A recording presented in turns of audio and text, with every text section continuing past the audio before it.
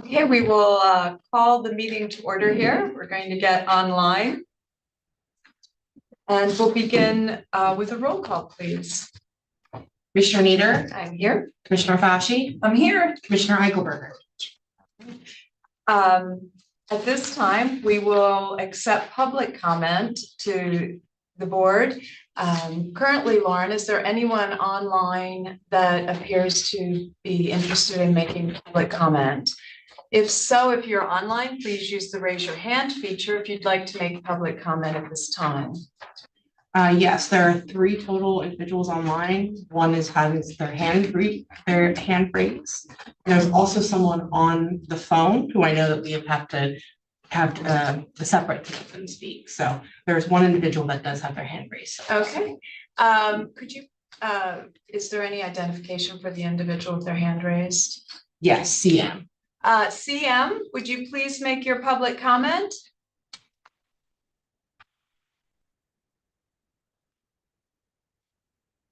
At this time, CM, if you would like to make your public comment, you're available to do so.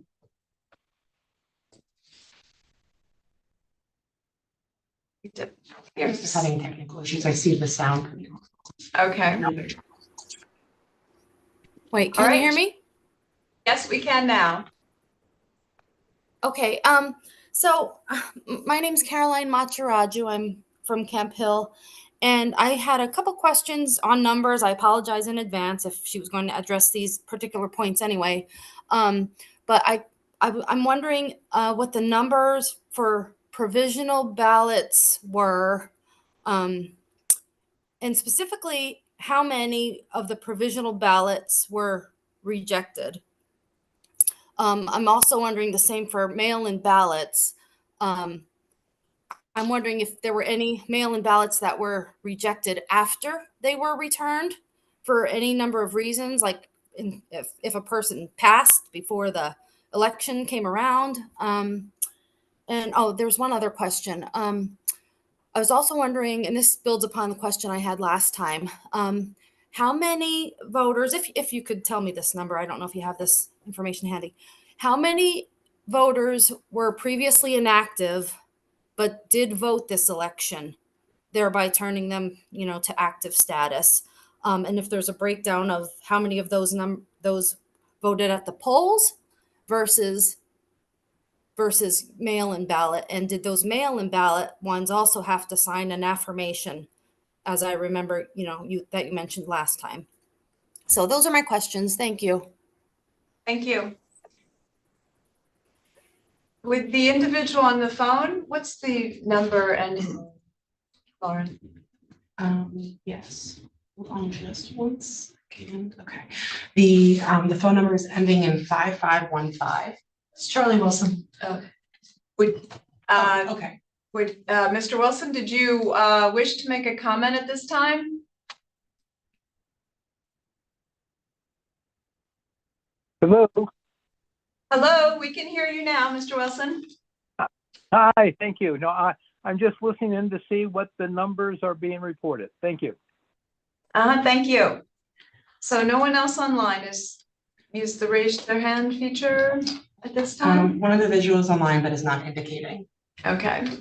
All right, very good. Then we will move into the room. If there's anyone here that wanted to make public comment at this time. Sir, you raised your hand first. Could you please give us your name? Sure. I'm Kevin Hall. I'm an attorney. I'm representing David McCormick. I've spoken with your solicitor earlier today. We've identified a number of different votes that we intend to challenge at this point. Wasn't sure if now would be the time to do that or if we wait further in the meeting. I know, turn to you on that. We do have that item on our agenda, and we'll note that your client intends to challenge at that time. Okay, thank you. All right. Is that it, Mr. Hall? That's it. Thank you. Okay. Yeah, John Cobb, Lemoyne, speaking as an authorized representative for Cheryl Delosier, and on behalf of the other authorized representatives for Representative and Ward candidates this year. Will the authorized representatives be permitted to observe the 2% statistical recount?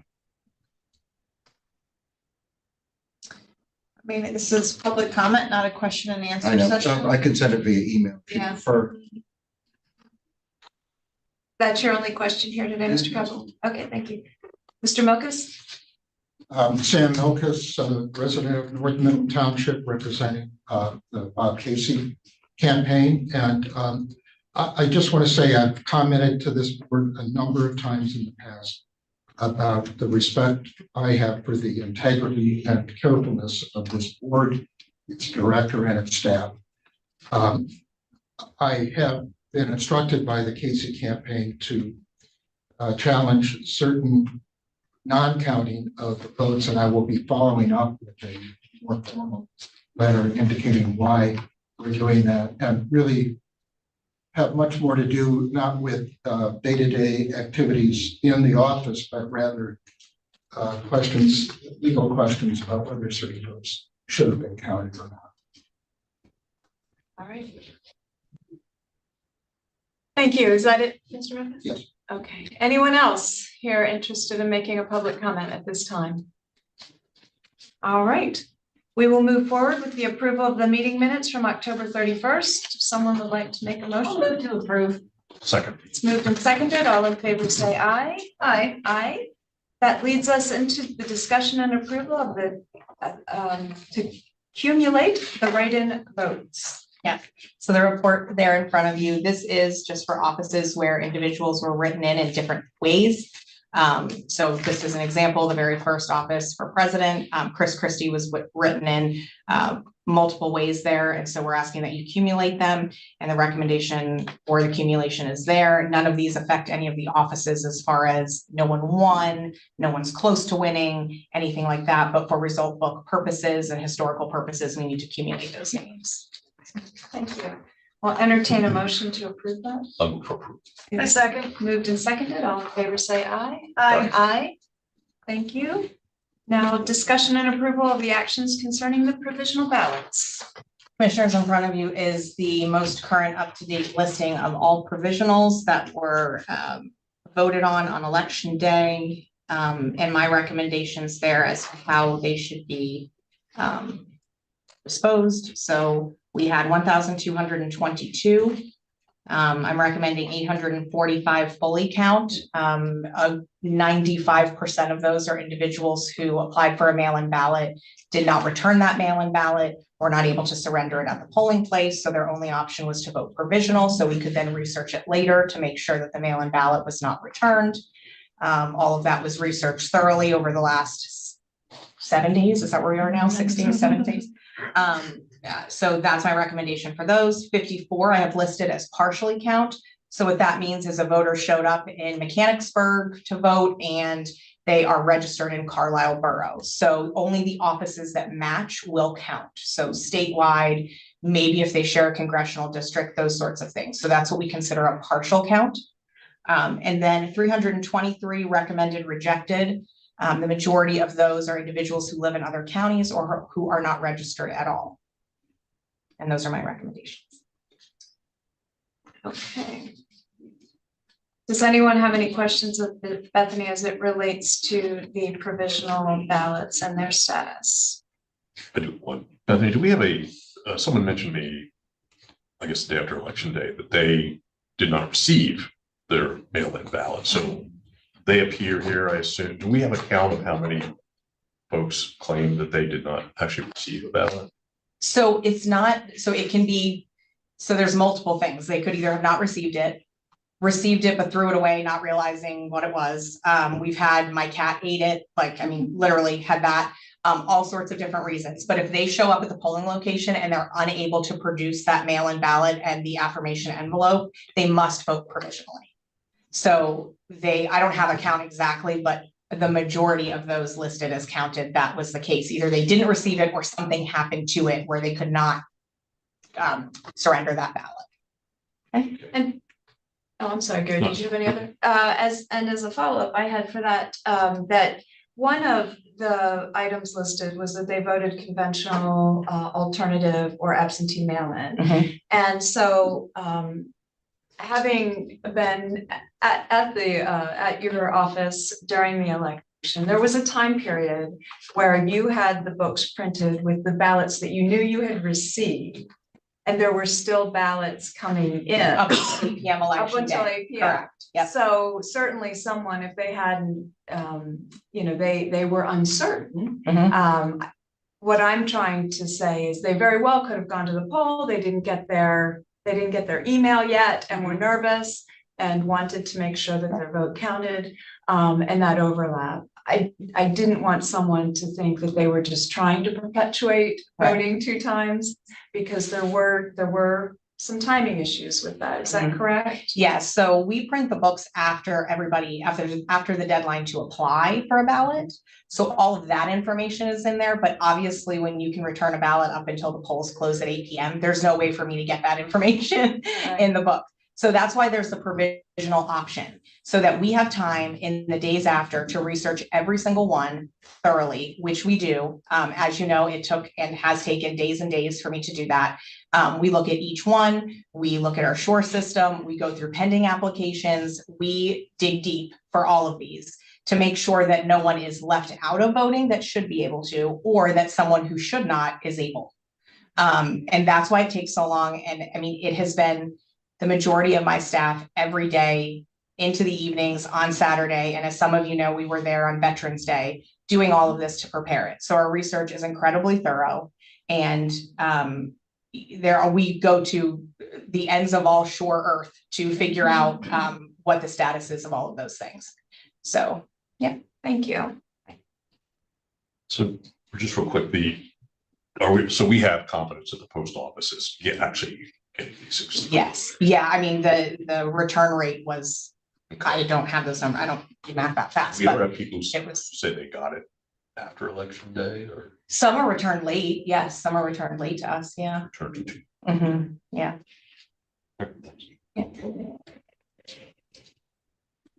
Okay. So at this time then, Before they vote. I haven't forgotten you. We had 2 folks in the audience who said they may have objections or will have objections. So, Mr. Hall, you said you were going to challenge. And when we spoke earlier, so please don't let me put words in your mouth, but you told me you had received the report and reviewed it. And you indicated you had a question as to how Ms. Salzarullo completed her research in compiling the research report. And I know that one of the McCormick campaign's representatives has been at the Election Bureau. I believe that gentleman had a chance to talk to Ms. Salzarullo. I don't know if any questions were answered or if you indicated this morning you had other questions from Ms. Salzarullo. Yeah, I think we're just trying to confirm. We have 7 individuals who, when you look on the state SURE system, they do not show up as registered. My understanding, and I don't want to put words in people's mouth either, but my understanding is that there may be an explanation for those 7 individuals as to why they do not show up on the state registration system currently. And it may have to do with bringing in something on election day. I think at this point, having not been able to review the documentation that the Bureau of Elections has, what we would do is challenge them. And then if in fact we're able to see that documentation, we would withdraw those challenges. Alrighty, and so do you have a list of the names? I do. And do something you can submit to the board in writing? And does your list also include the reasons for the challenge? It will, yes. Okay, super. In all instances, it will be because they were not registered on election. Okay, and do you have a list to submit to the board this afternoon? I can either send it to you or I can read it out loud, however you want me to do it. Does the board have a preference in terms of, I think you might be familiar with some of these based on discussions earlier. If you hear the names, will that refresh your recollection? Yes. All right, if you could tell us the names and then submit something to us in writing. Sure. Sean Patrick Lowry, common spelling, or excuse me, Sean is SEAN, Patrick common spelling, Lowry is LOWRY. Santi R. Gurung, Santi is SANTI, middle initial R, Gurung is GURUNG. John David Petershine, Petershine is Erscheim. Christian Eddings. Christian is Kristin. Excuse me, TIAN. Eddings is EDDINGS. Cameron Brian Samarco. Cameron is CAMERON. Brian is with a Y. Samarco is SAMMARCO. Evan H. Schoffler. Evan is with an A. Schoffler is SHOFFLER.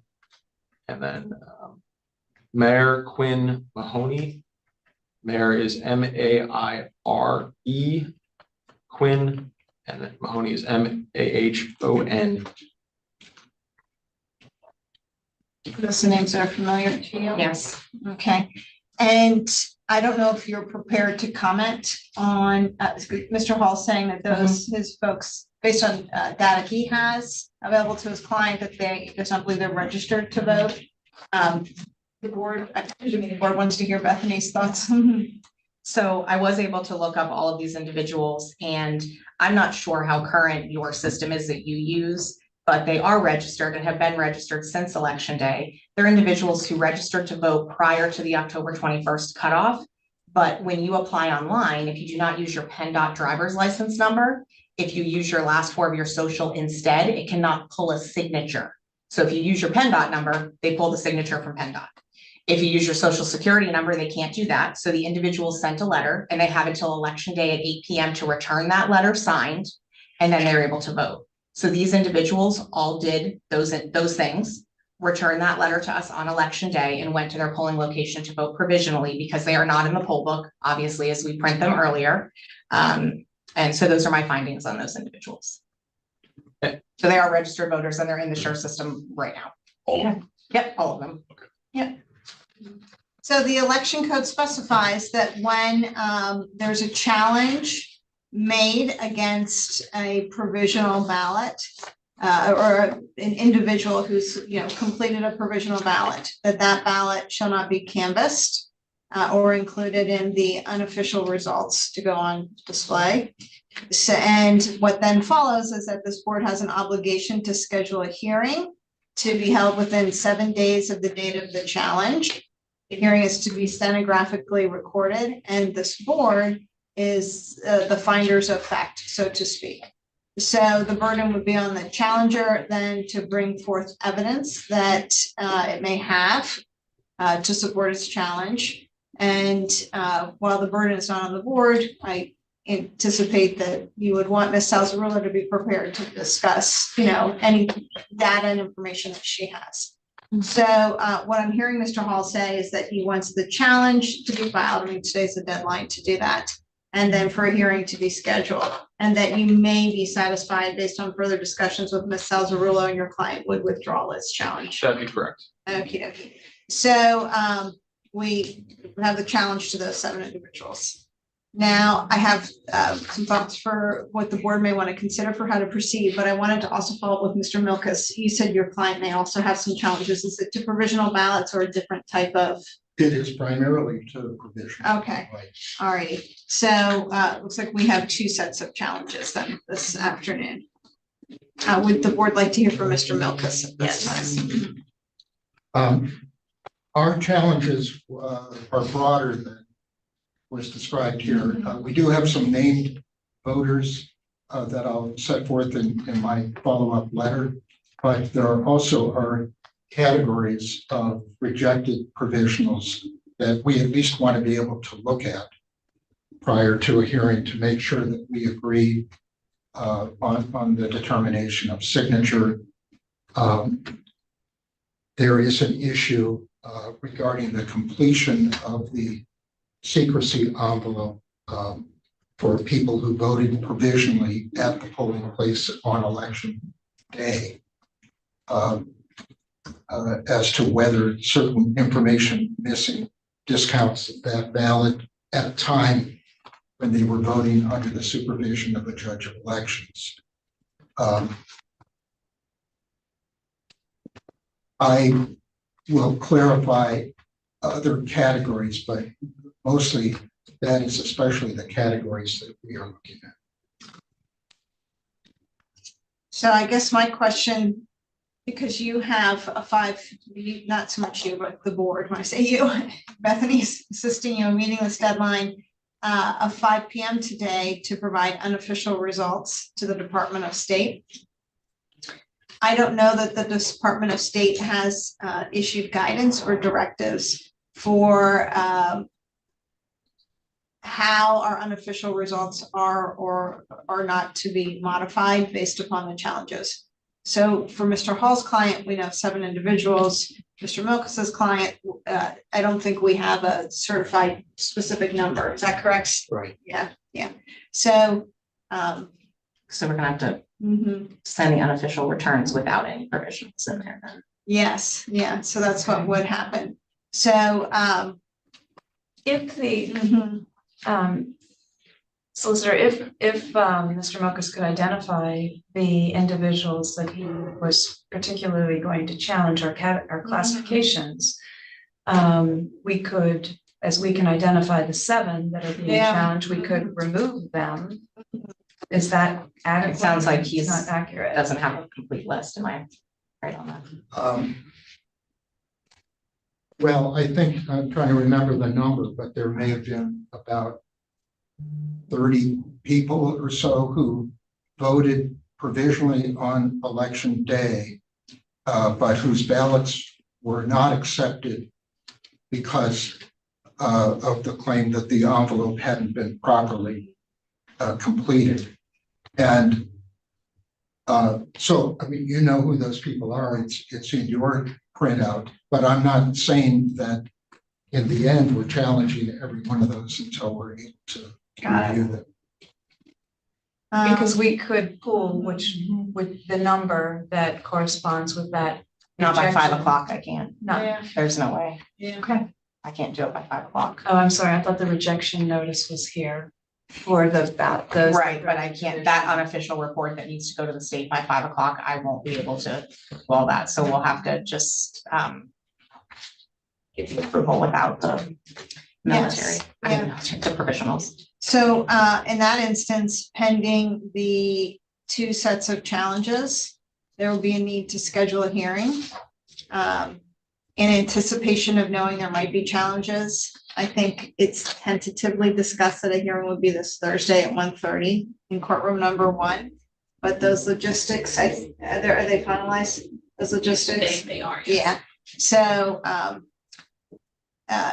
and the code provides, notice provisions, et cetera. And once we have official submissions from the 2 challengers, we can, notify those folks.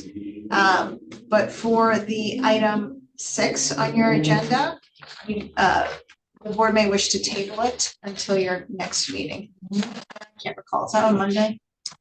Tuesday. That was my question. Do we need to table it? Can I just, Angela, so she can provide us with a new.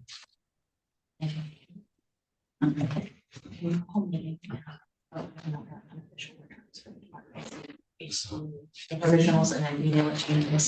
Thank you. And I don't think there's anyone else who intended to challenge provisional ballots. No, but I would.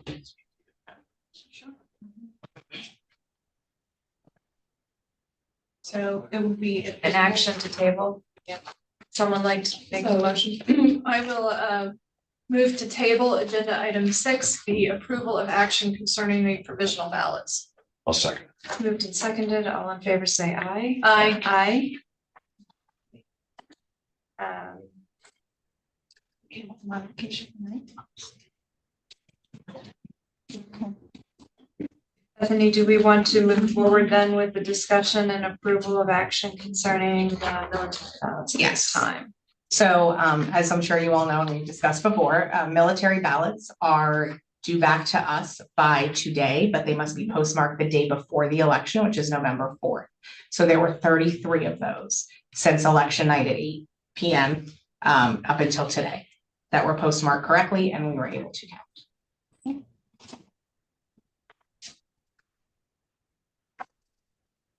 Someone like to make a motion related to the military ballots? I'll move for approval of the military ballots. I second. It's moved and seconded. All in favor, say aye. Aye. Aye. Thank you. Not sure where that leaves us with laying the results of the book on display. Official results on display. Next week, Yeah. next Tuesday. Do we have a Board of Elections meeting? We have one scheduled for Monday. Is there one scheduled for the following Monday? We have one this coming Tuesday Tuesday. and one next Monday, the following Monday, because the 25th, all results have to be certified. Oh, so we have two more after today? Yes. Okay, so then you would table item 8. I'd like to make a So motion. I'm just gonna make sure I'm clear. We're gonna table item 8 until the Tuesday meeting, Because the Or hearing, whenever we. the hearing will be over until at our that next point. meeting. We'll be able to. All right, I will move to table. I'll second. It's moved in second. All in favor, say aye. Aye. Thank you. And are there still unofficial results that we can discuss and other results that you can? Yes, report? everything that's not provisionals on that report that's in front of you there, that's going to the Department of State, we are getting a new one prepared now. That will not include the provisional numbers, but everything else will be included, election day, and then the mail-in number that you see there. And we'll have to get that to the Department of State by 5 p.m. because they need that to determine by Thursday whether or not there'll be a recount in any of the races. So we must get them that report today. It won't include the 899 provisionals, so that could affect what's gonna happen, but anyway. There's that.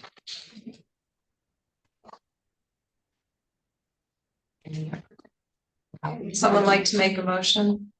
I'm sorry to interrupt. No, that's- The board may want to consider, because Bethany is, as we speak, having a new unofficial report be prepared. Just note that your motion would be to approve to submit the unofficial results to the Department of State without the provisional ballot results. And that follows from the board tabling item 6. Right. I'll make a motion for the submission of the unofficial results as stated without the provisional for those to go to the Department of State. I'll second. It's moved and seconded. All in favor, say aye. Aye. All right. Thank you. Let's not sign this one. Bethany, I think that takes us to your update. Yes, I don't have much. I did want to just report the number of mail-in ballots that we were unable to count due to wrong date, no signature, or naked. So mail-in ballots that had the mail-in and absentee ballots that had the wrong date, there were 74, no date at all, 35, no signature, 78, and naked, 87. I will say that these numbers, so our total was 274 out of 43,000 people that voted by mail. So I will say our numbers are significantly lower than other counties. I think that's because our staff, as you all know, asks every single person that brings in their ballot, did you sign it? Did you date it? Is it in the secrecy envelope? And when I say significantly lower, I mean like other counties are talking about thousands. We're talking about a couple hundred or, 100. So I think due to having the 20 on the year, I think that was super helpful for people. And then also us asking, because the majority of our ballots are returned in person. And so, yeah, I would just like to commend my staff for all the hours out there in the lobby, asking all of those people thousands of time on repeat the same question. Because you would not believe how many we catch that don't have the right date or missing a date or missing a signature, or it's not in a secrecy envelope. And so, yeah, so I just wanted to say those numbers there. Bethany, I would believe it. I saw it with my own eyes, and in fact caught a few folks myself that needed to sign a date, so I can appreciate Yeah, that so that's- very much. yeah. And I do think that it makes a difference, and Mhm. people appreciated it. So. Anything else? No, that's all I have. Okay, solicitor, anything else? Okay, well, report of an executive session was held on November 7th at 10:30 regarding pending litigation. And we have a request for an executive session immediately following this meeting, also regarding pending litigation and security. Is there any other business to come before the board at this time? Here not, I'll entertain a motion to adjourn. We are adjourned. Thank you.